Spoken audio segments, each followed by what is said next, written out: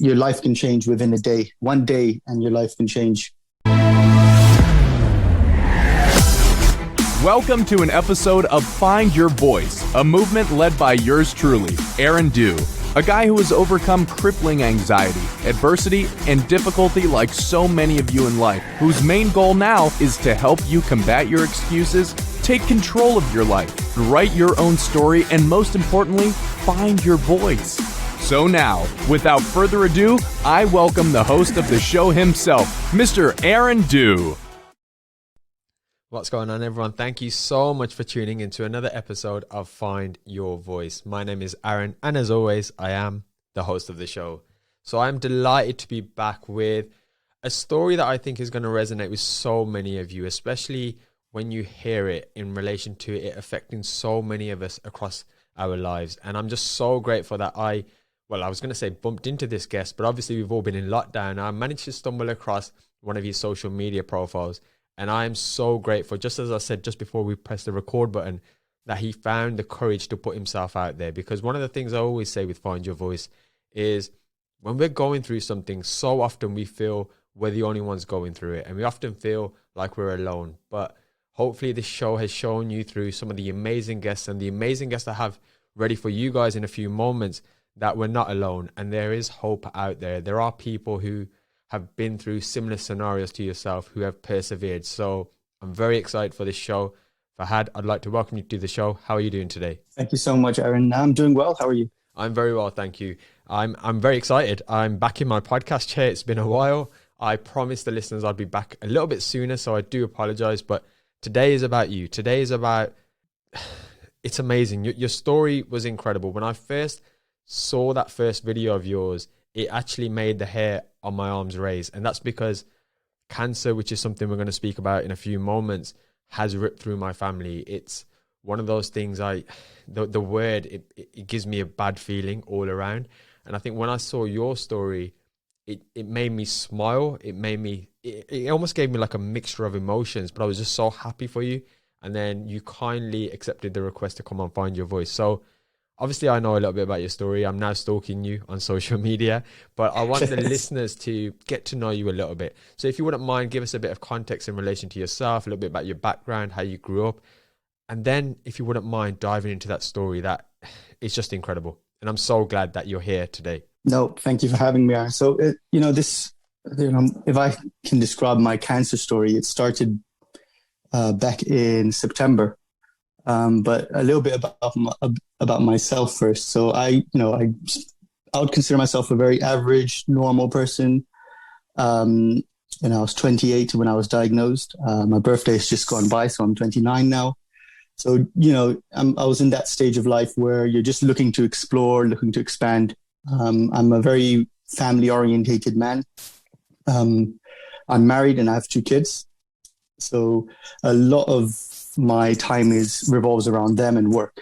Go to work, come back, spend time with the kids, and just a nice normal family, a nice normal life. And I was actually expecting my second child in July.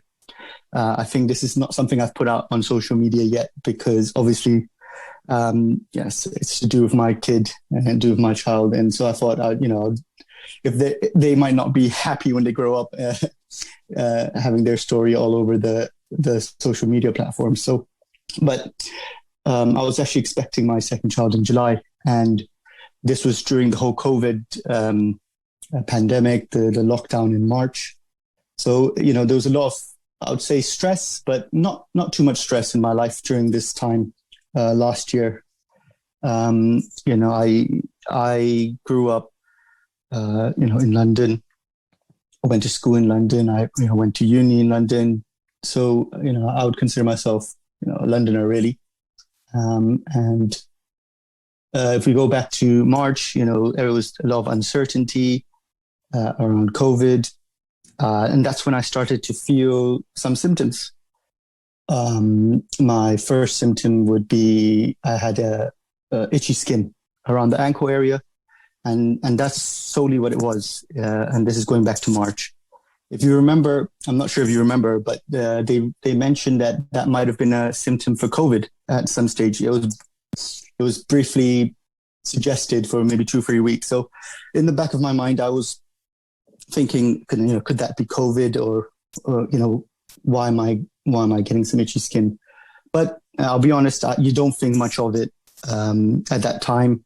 I was looking to welcome my second child to the world, and just sort of protecting and shielding the missus, really, because of you don't want her getting COVID with the kid on the way. So a lot of my time was revolved around that, and I was busy with all that. The itchiness sort of spread to my lower legs.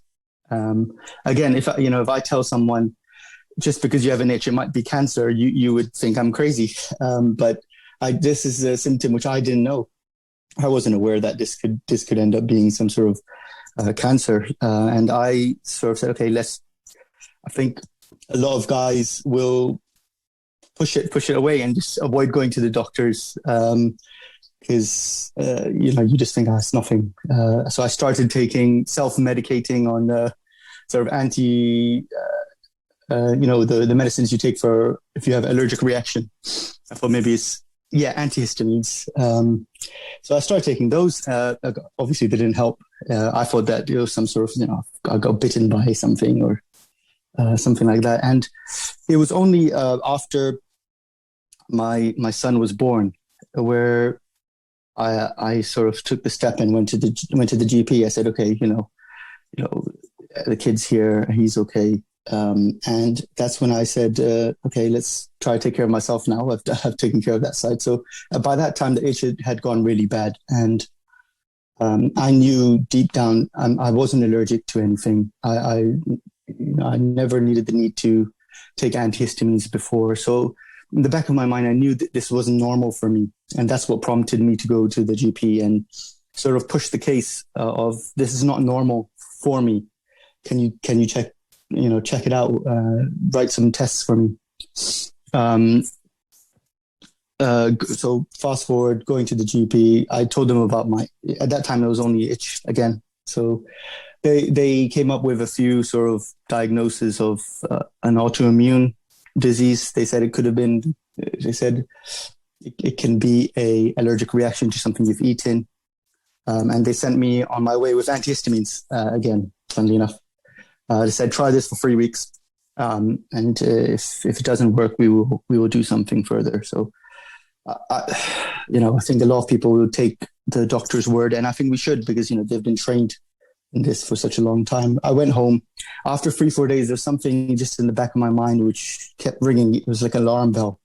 And I was saying, this is not right. It got to that stage, Aaron, where I was up all night, just scratching my legs and to the point they were bleeding. And that still wasn't getting rid of the itch. And I was just like, I gave the GP a call. I said, look, prior to me coming to you, I haven't been to you for around 15 years. So, I'm not someone who will take things lightly. Can you push forward a few blood tests or some, at least start the diagnosis process? What's wrong with me? Thankfully, they listened. I think what prompted them was when I said, I haven't come to you for 15 years. This is the first time I've felt something's wrong. So again, because of COVID, there was some issues with getting an appointment, but that was done. And thank God I sort of pushed it, because they were looking to, and again, they follow the processes. So, nothing against the processes in terms of they have to rule out everything else. So they ruled out the antihistamines or allergic reaction thing. The next step was for me to have antibiotics for another 4 weeks. But this is when I sort of put my foot down and I said, look, you've done the blood test. Let's wait for the blood test to come back and then we'll make a decision. Because if it's something this bad and it's affecting my sleep, and that's at that point, that's when it started affecting your mental health. And because you're thinking of so many possibilities. What is this? You're up all night and then it's a vicious cycle, because in the morning you're tired. And then in the night you still can't sleep. So, push them forward with the blood tests and everything. And, if we go into the sort of more science of it, so white blood cell count on my blood test, which came back, was really, really high. So the white blood cells were high, the red blood cells were low, and yeah, the doctor said it looked like a mess. Nothing really was normal in terms of the blood cells counts, and um, they were confused. They didn't know what was going on, and just something for all the listeners. It's uh, I've never smoked. And this is not me bragging. It's just I haven't smoked. I've never smoked anything, and um, I my family does not have a history of cancer, thankfully, and I wouldn't wish it on anyone having gone through this now. Relatively young, 28. My lifestyle, I would say, I wouldn't say I'm an athlete, but I'm not obese or none of those things which you usually associate something with cancer, and so that's why even the GPs were really shocked, and they didn't have that in their minds that it could be something like cancer. So just because it's not in your family, just because you're young and you lived a relatively healthy lifestyle, cancer can still strike. And, unfortunately, it's just one of those things where you are unlucky, especially at this young age. So, if you feel symptoms, don't rule it out just because it's not in your family. You haven't, you're relatively young, or you haven't smoked, or don't drink or anything like that. Sorry, Fahad, can I just jump in there just ever so slightly? So I'm hearing what you're saying in terms of you've not been to the GP now for 15 years. You don't smoke, you don't drink, you're what most people would consider living a decent lifestyle. There's many people out there who, drink and abuse a lot of substances, for example. You could probably think if that person ended up with cancer, it's down to obviously their diet and their habits. But for somebody like yourself, you use the word unlucky. Now, how did that moment feel for you? How did you internalize that diagnosis of getting cancer, but thinking to yourself, I'm doing everything right. I'm doing nothing that is causing cancer to form in my body. I mean, did you have those thoughts with yourself? So yeah, when everything led to that diagnosis and that phone call came through, it was shocking. It was like, it's almost everything went in slow motion, and you just you're numb. You literally are numb, and you just feel like what you ask questions. Why me? What caused it? This was the main things that I was on the phone to. I think I was on the phone for like half an hour, and my main thing was, well, how did I get it? Can you? And the consultant didn't know. They said, look, sometimes it just comes down to luck and other factors. And I said, I was almost speechless. But I think I was, I was scared. I was shocked. There was a lot of feelings going through my mind. But what kept me going was, my kids, the two kids. And when I looked at them whilst answering the phone call, I said, okay, what is the next step then? When do we start treatment? I don't want to delay it any further. You tell me the next steps, and then we'll tick it off, and we'll see what we can do. My consultant, was excellent. And, it's exactly what you want from a consultant, is they tell you how it is rather than disguise it in any way, but also give you the 2 or 3 different paths you can follow and put the ball in your court, really. Because there was 3 different options for me in terms of my treatment. So she allowed me to research it and sort of advised me on each option, told me the pros and cons, and said, okay, which one do you want to take? But if I'm honest with you, I think having gone through this now, it's been 8-9 months. I still haven't come to terms with it, Aaron.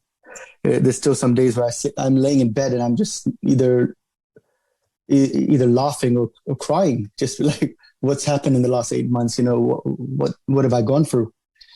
But I think about it more now rather than at that time. At that time, there was, as I said, 15 years, I hadn't had a blood test, X-ray or anything like that. So it was almost like they gave me a plan, and that plan helped me because I would only look forward.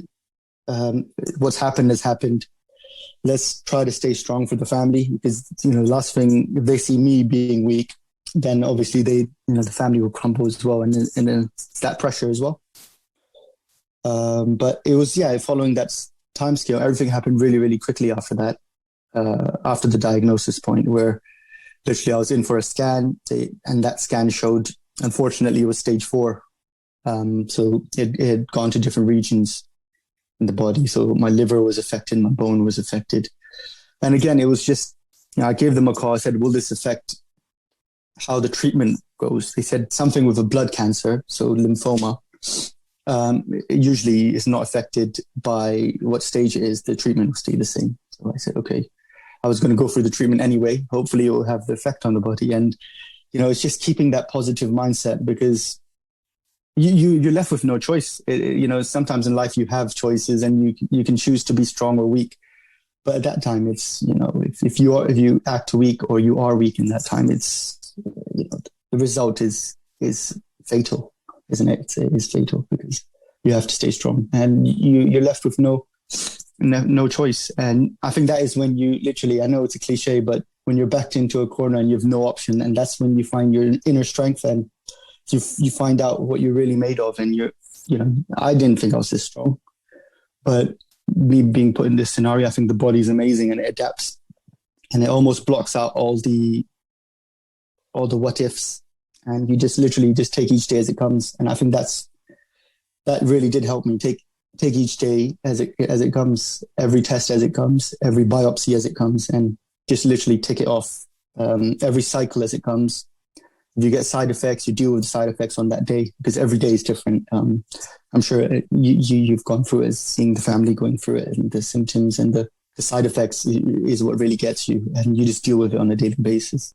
Hey everyone, just interrupting this fantastic episode for a few seconds. My name is Rima, I'm Aaron's better half, and we are so proud and grateful to be able to sponsor this show ourselves with something we are so passionate about. Being a pharmacist and actually dealing with anxiety, we wanted to create something away from the podcasts that could enhance your health, both mentally and physically. And with that, we have created 100% natural, organic and vegan certified superfoods that you can mix into your food, drinks, shakes, smoothies, and share with your loved ones to enhance your health on a daily basis. We also appreciate you all so much more than you know. And so we have a discount code of FYV10 for you to all to get 10% off your order. I hope you can support us on our journey, but more importantly, we hope you can try these to enhance your health and mental well-being, which, as we all know, is the most important thing to us all. So have a great day, and now let's get back to the podcast. Before we jump onto the side effects, if you may, Fahad, I just want to pick up on some really important points you said there. So the first is obviously when you're going through this incredible amount of adversity, which has literally come out the blue, to use your words, of this 8 months of being diagnosed with stage 4 cancer. You literally got no time to think. You're literally trying to almost survive every day and do whatever is going to hopefully help you. And thankfully it did. And then it's always in the aftermath that you realize, and you said it brilliantly there, that you don't realize how strong we are. And there is a quote, I can't remember the exact quote, but it goes along the lines of, we never really know how strong we are until being strong is our only choice, essentially. And, I've seen my fair share of adversity in life, as many of the listeners have, but I've never experienced cancer, how you've experienced it. I've never probably gone through that level of pain, but I always sometimes sit here and I think, and this might sound really crazy, by the way, but I try and motivate myself on a daily basis by thinking of just one bad thing. And that thing could be something happening to my wife, my parents. And it's not wishful thinking. It's to motivate myself to live in the present right now. And almost what I don't want is to have cancer for me to live my best life today, if that makes sense. So by instantly giving myself the thought that something bad can happen, I feel like then I'm kind of backed into the corner and I now need to live life how I would normally live, without fear, without judgment, without worrying or leaving things till tomorrow, if that kind of makes sense. So it's kind of like a morbid motivation thing that I use. And this is what I try and encourage the guests to do as well, in that life is so short, life is so precious. You're here now at 28, 29 years old, thinking you got another child on the way. Your life now is, like you said, ready to explore, to become a father, a husband, even more so in your next phase. And then all of a sudden, boom, out of nowhere, life can really throw a curveball. And I encourage people, however you got to do it, even if it's the twisted way that I do it, or if it is just gratitude and looking at, your family around you, your loved ones, that we must live in the present. And if we can, and I know it's easier said than done, because as you rightly said there, sometimes being positive is easier when you have no choice.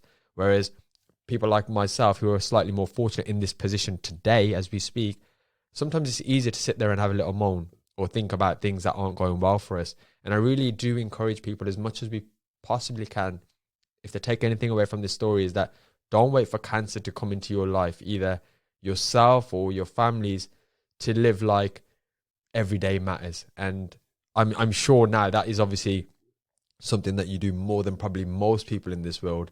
And I want to touch on that actually. I want to touch on your day-to-day life now, if you wouldn't mind, Fahad, your side effects, if of course you feel comfortable with that, and what things are you implementing into your routine on a daily basis that can prevent cancer, or that maybe other people should do to put the odds in their favor and hopefully not be as unlucky as you were?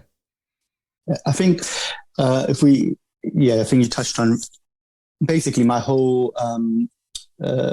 message really is, I was diagnosed, I went through cancer, and now I live each day like it's the last day. If there's any, don't be on the phone when your child is watching TV, spend time with them.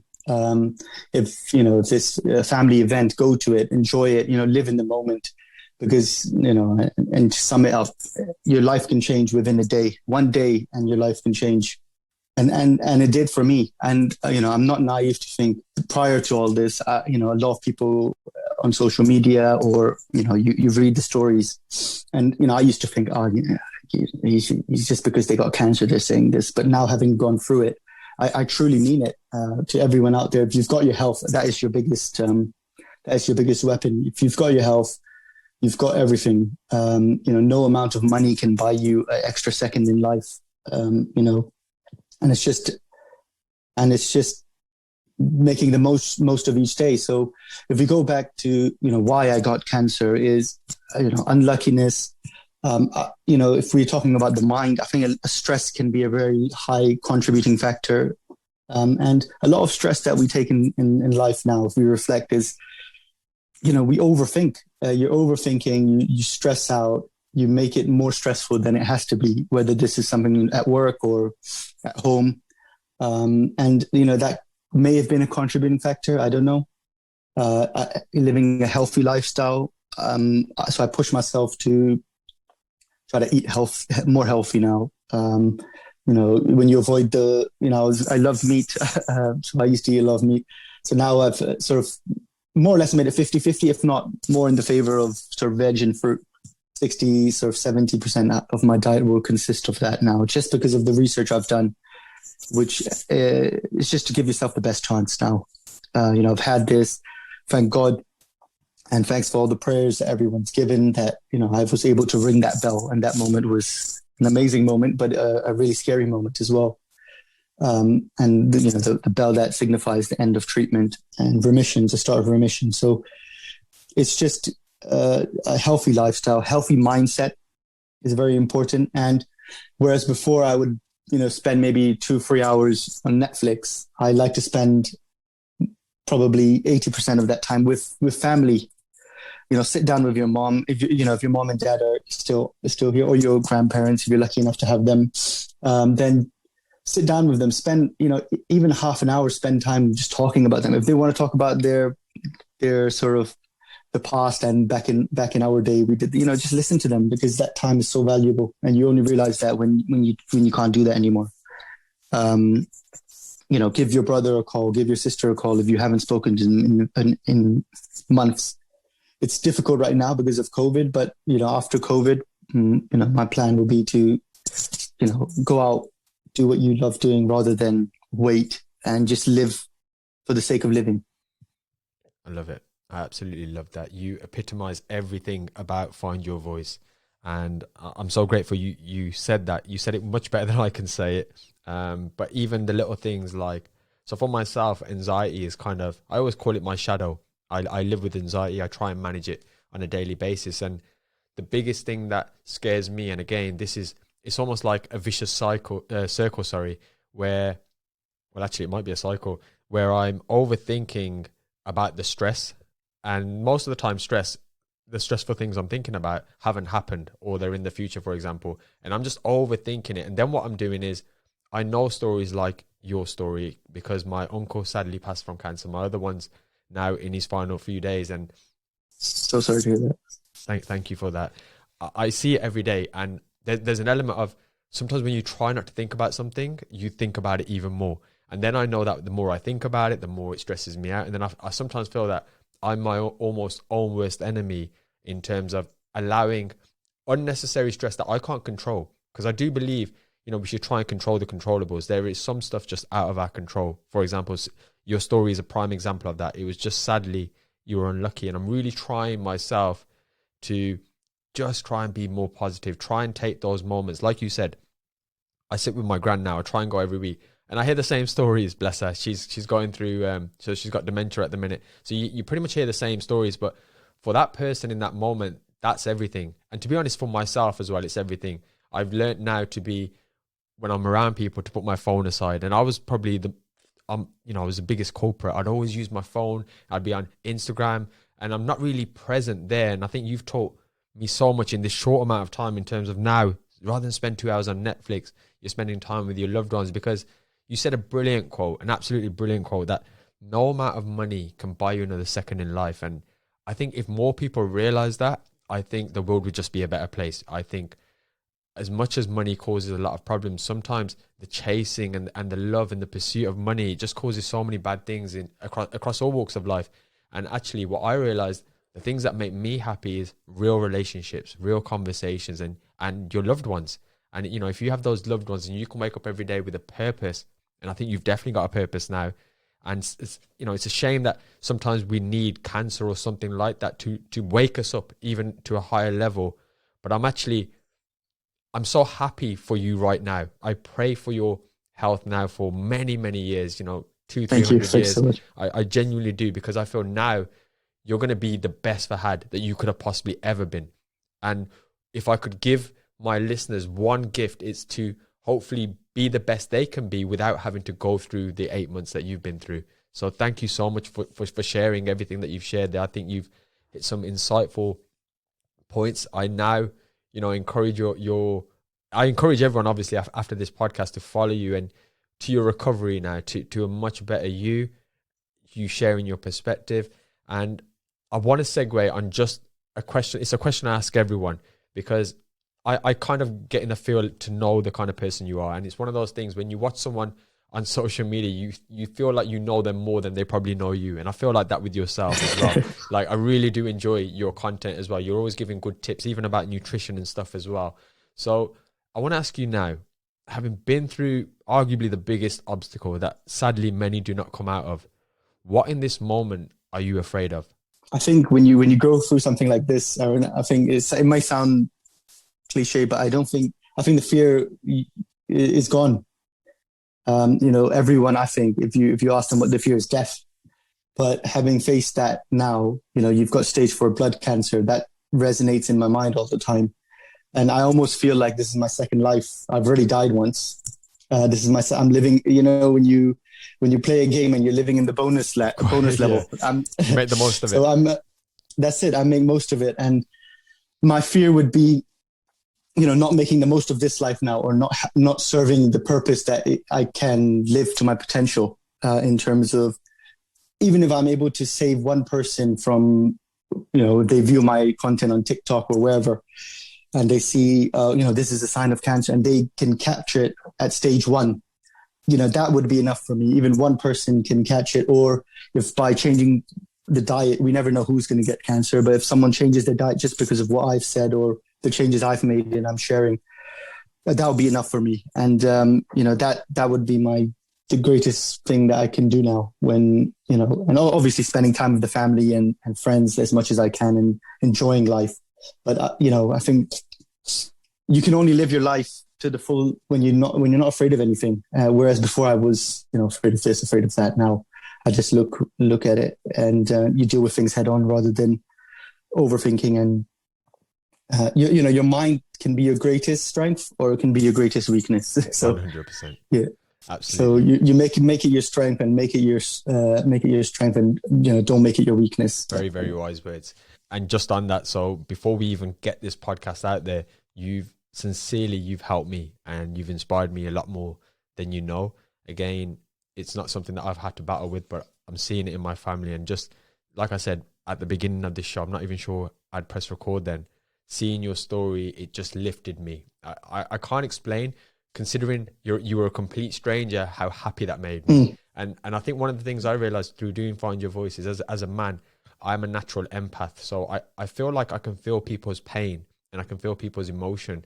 And sometimes even on things like TikTok, I can see like an emotional story and it'll bring a tear to my eye. And with yours, it was kind of like tears of happiness. And I've rarely had those, if I'm being completely honest. Normally, like my tears are always when I'm sad, but I got that from yourself. So you've already inspired one person to go out there. And, you know, I live with a lot of overthinking. I live with a lot of fear. As good as I'm trying to be in terms of preaching to anyone listening here, in terms of go out there, find your voice, find your way in life, live your way, I still battle with myself on a daily basis. And I don't know why I left this podcast for so long, because having these conversations, I'm internally grateful. And I know how important your time is, and just you taking time out of your day to day away from your family and loved ones. Again, I can't say any more than I probably already said. I'm just so grateful for it. So thank you.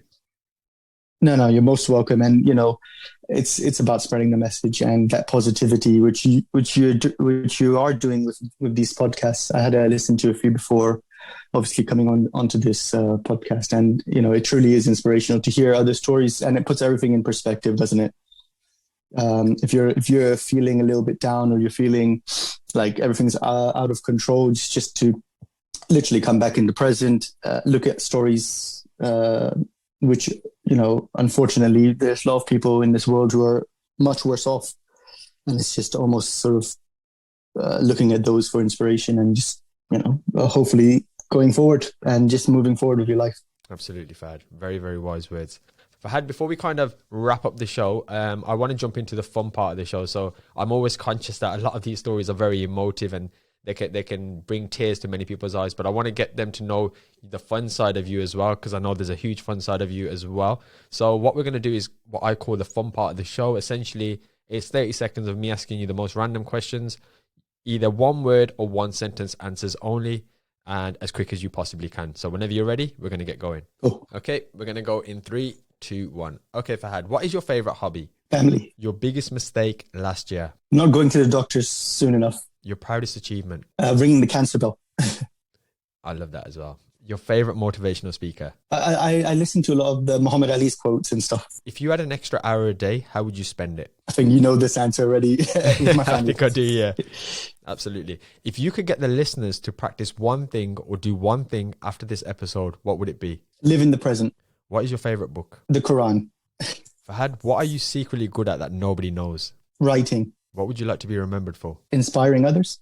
Absolutely. You're doing that. Your favorite color? Blue. The number one thing that annoys you? Too much noise. What is your biggest addiction? You know, I'll be honest, it's the phone. My phone is always with me. I try to get rid of it, but yeah. And finally, what song best describes your life? I started a joke. Have you heard that from the... I've not heard that, no. What's it about? What's the message behind it? It's just something that... It's a song that for some reason I could resonate with a lot during the diagnosis and during the whole sort of cancer battle. So it was just... it's by the Bee Gees. Okay. Have a listen to it. I will do. Absolutely. Thank you for that. Brilliant. So sadly, that does bring us to the last question. And the last question, it's about legacy. If in, let's say, in 150 years' time, science does fail to save us, and all that exists is a book, and this book is about you, it's about your life, it's about all of the amazing things that you've achieved, all of the lives and hearts that you've touched along the way. Firstly, what I want to know is, what would the title of the book be? And secondly, what would the summary at the back tell us about you? The title would... It's quite a tough question, that. The title, I think it's a quote. I don't know who it's by, but I've heard it before. So the title would be "Life is a hell of a thing to happen to someone," and that would be the title. A little bit about me on that would be, you know, an average guy who just takes on life, and I think that should sum it up. All the difficulties, all the hardships, but also all the good moments, and, you know, the great moments of life as well. The only thing I disagree with is I don't think you're an average guy. I think That's very humble of you. I think people are going to tell you this after this episode. You're an incredible person for the way that you've come through what you've come through. Hopefully you come through any other sort of adversities that you go through as well in life. I just think you don't probably appreciate how inspiring your story is, especially to people going through cancer, people who have seen cancer through their family as well. So I just encourage you to keep shining, to keep posting, to keep inspiring and helping people, because your words truly are helping people. And speaking about that, from the place that I first saw you, what's the best place that listeners can connect with you, maybe follow your journey, and maybe hear some more about you? It would be on my TikTok account. So my TikTok account, which is I am Fahad VS Cancer. Because I'm not on the other social media accounts at the moment. So if you want to follow me on that. And lastly, if I can say one thing, it would be don't be afraid of cancer. To anyone out there, anyone who's going through it, it's tough at that time, but after such adversity, after such side effects and chemotherapy, there's always light at the end of the tunnel. So keep positive and stay strong. Stay strong. That's such a beautiful message. Thank you, Fahad. Thank you for taking time out of your day. Thank you for inspiring myself and hopefully thousands of others. I always say this at the end of all my shows as well. Find your voice is nothing without the guests. I can't sit here and speak into a microphone by myself. It's people like you who give me purpose every single day, who remind me that I don't need to get cancer to live the life that you're living or the way that you're living it. So I'm forever grateful. I'm sure the listeners are forever grateful as well. So thank you from the bottom of my heart. And for everyone else at home, thank you so much for listening. And remember, this podcast is absolutely free. So all we ask in return is for you to share this with a friend and drop us a 5-star review over on iTunes. Have an awesome day.